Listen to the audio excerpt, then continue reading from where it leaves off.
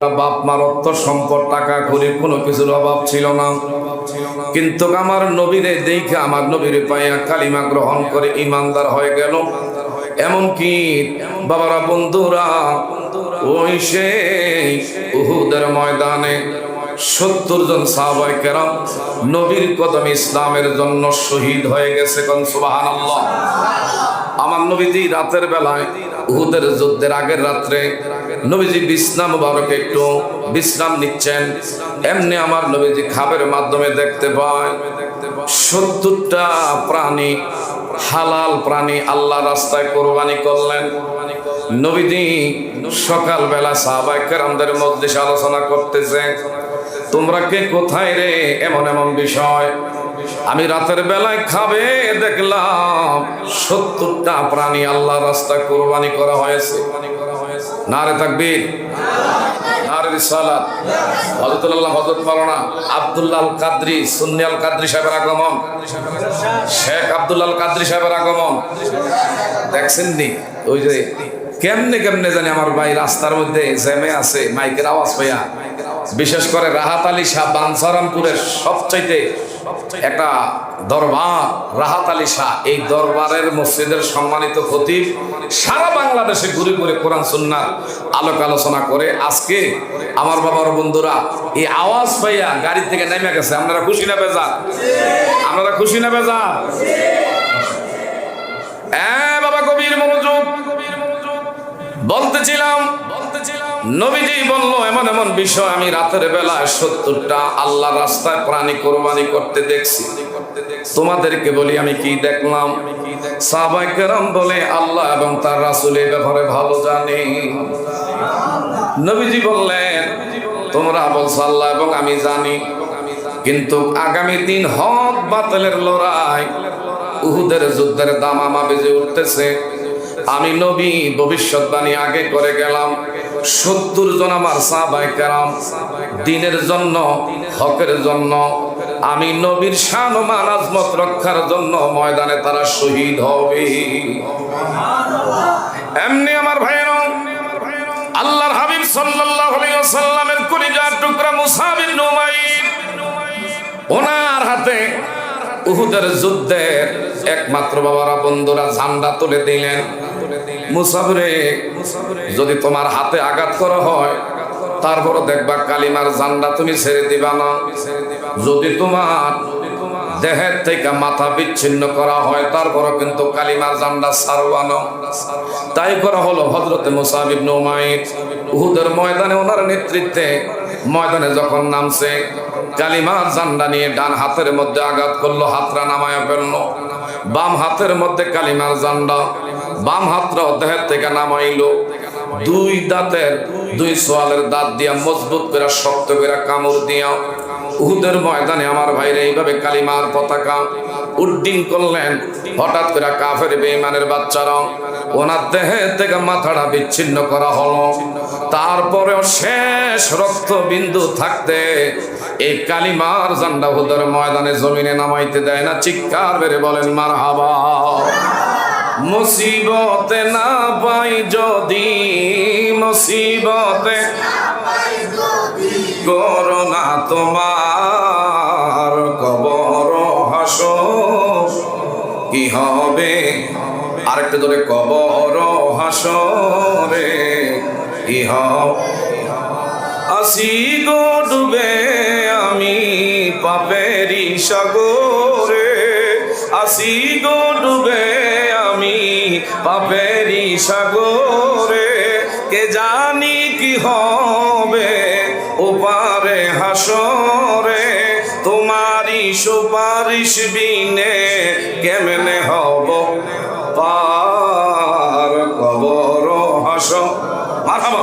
কি হবে কবর হাসরে কি হবে? চিৎকার মেরে কোন মারহাবা। আইডি নবী মুস্তাফার পক্ষে নবীর সম্মান ইজ্জতের চাদর নিয়ে কেউ যদি টানা হেসরা করে, তাকে বাবারা বন্ধুরা ময়দান থেকে যদি নবীর সম্মান ইজ্জত রক্ষার জন্য যদি বাবারা বন্ধুরা বুকের টাটকা রক্ত জীবন যদি নবীর কদমে দেওয়া লাগে, আমি আপনি দিতে প্রস্তুত আছি না নাই? কে কে আছে দুই হাত। আল্লাহু আকবার, আল্লাহ, ইয়া রাসূলুল্লাহ, জিন্দাবাদ, আমরা আছি,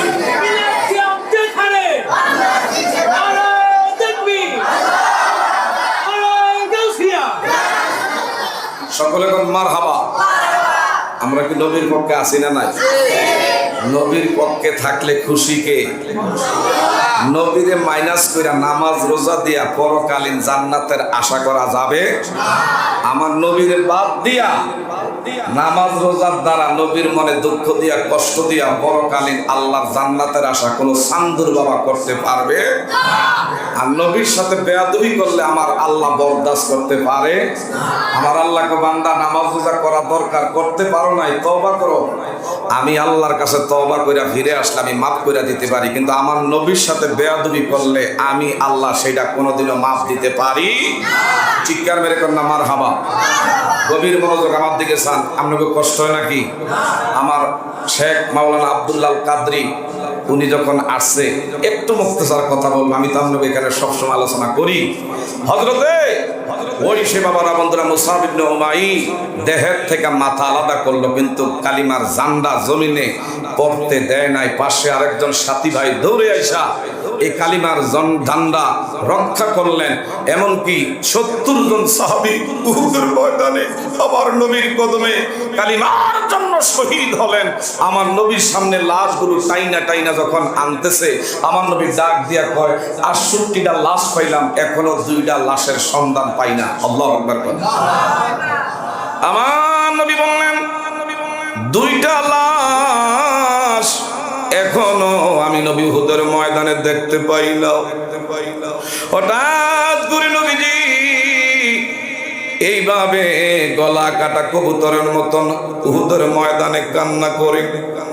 আমার দয়ার নবী বলল, আমার চাচা বীরে আমির হামজা, ইনার লাশ আমি নবী এখনো দেখতে পাইলাম না।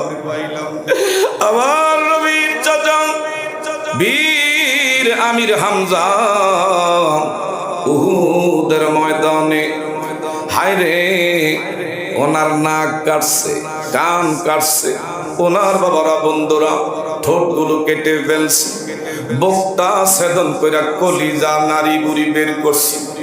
হিন্দা নামে একজন নারী হযরতে আমির হামজার কলিজা সিবেয়া সিবেয়া এইভাবে খাইছে। আমার নবী বলল, আমার চাচা আমির হামজার লাশ কই? আমার চাচার লাশ আমি দেখতে চাই।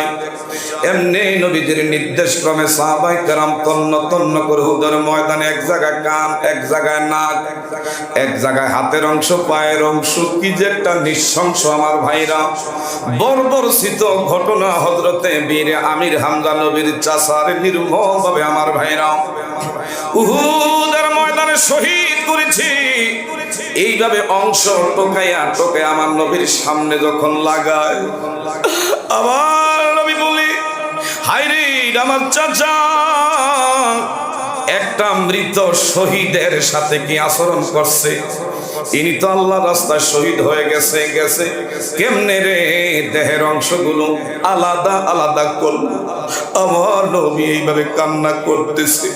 একটা মহিলা দৌড়ে আসতেছে ময়দানের দিকে, আমার দিকে তাকান। হঠাৎ করে সাহাবায়ে কেরাম বাধা দিলেন উহুদের ময়দানে, ও মা,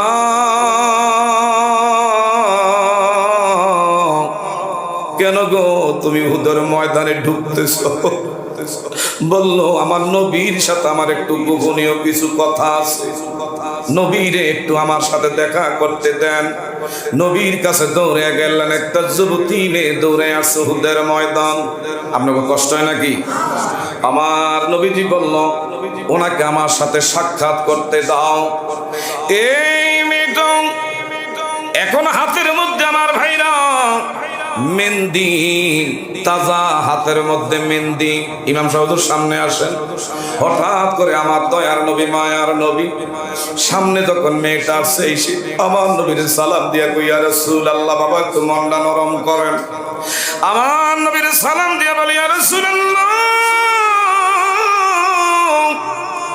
আমার পরিচয় গতকাল মসজিদে নববীর ভিতরে আমার বিবাহ কার্য আপনার দ্বারা সম্পূর্ণ করেছিলেন, আপনি বিবাহের সরা পড়াইয়াছিলেন।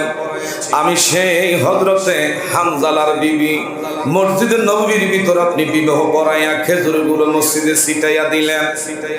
এখন আমার হাতের মেহেন্দি শুকায় না, আমার স্বামী আজকে উহুদের ময়দানে শহীদ হয়ে গেছে। তবে উহুদের ময়দানে শহীদান যারা, এদেরকে বিনা গোসলে বিশেষ করে দাফন করা হয়। তবে নবী গো, আমার হানজালা আমার স্বামী রে বিনা গোসলে কিন্তু দাফন দিবেন না। নবী জীবন কেন আল্লাহর বান্দি, আমার সাথে গতকাল রাত্রি আমার স্বামীর সাথে বিশেষ করে বাসর রাত্রি দুইজনে আমরা মিলিত হয়েছি। আমার স্বামীর উপরে ফরজ গোসল ছিল, গোসলখানায় গোসল করতে গেছে। গোসলদারি বাইরে দিয়ে হাঁটতে হাঁটতে বলতে শুনতেছে, কে কোথায় রে? উহুদের ময়দানে নবী নাই, উহুদের ময়দানে নবী নাই। যখনই এই এলাম গোসলদারি ঘোষণা দিচ্ছে, আমার স্বামী গোসলখানায় গোসল বাদ দিয়া সোজা দৌড়াইয়াও, ইয়া রাসূলুল্লাহ, আমার স্বামীর আমি বলেছিলাম, প্রাণের স্বামী গো, আপনার উপর না গোসল ফরজ, আগে গোসলটা করেন। ডাক দিয়া কয়, বিবি গো, আমি গোসল করতে করতে যদি আমার স্বামী দুনিয়া থেকে বিদায় হয়ে যায়, এই গোসল কাল লেগা করব। এমন সুন্দরী রূপসী তোমার মতন বউনিয়া আমার সুখে থাইকা কি লাভ হবে যদি নবী না থাকে? আমি দৌড়াইয়া আমার দয়ার নবীর আগে দেখতে চাই। ময়দানে হযরতে হানজালা এইভাবে কাফের বেঈমানদের সঙ্গে লড়াই করে শহীদ হয়ে গেলেন। চিৎকার মেরে বলেন মারহাবা। ও প্রিয় হাবিব, আশেকে রে রাখছো কেন দূরে? ও প্রিয়, ধরে ধরে, আশেকদেরকে রাখছো কেন দূরে? অসকুরুনি পাগল ছিল জুব্বা দিলাদারি, আমরা পাগল কিছুই চাই না, চাই যে তোমারে। ও প্রিয়, পাগলের রাখছো কেন দূরে? ও প্রিয়, আশেকদেরকে রাখছো কেন দূরে? কালো হাবশি বেলাল পাগল হইয়া পাইল নবীরে, ওই বেলালের মতো পাগল আমরা বানাও রে। ও প্রিয় হাবিব, পাগলের রাখছো কেন? মারহাবা। ও প্রিয়, আশেকদেরকে রাখছো কেন দূরে? সালমান ফার্সি পাগল হইয়া পাইল নবীরে, সালমান ফার্সি পাগল হইয়া পাইল নবীরে। সালমান আনা আহলে বায়াত বংশ তাহারে। ও প্রিয় হাবিব, পাগলের রাখছো কেন দূরে? একটু চিৎকার করে বলেন না মারহাবা, আর একটু জোরে বলেন না আল্লাহ।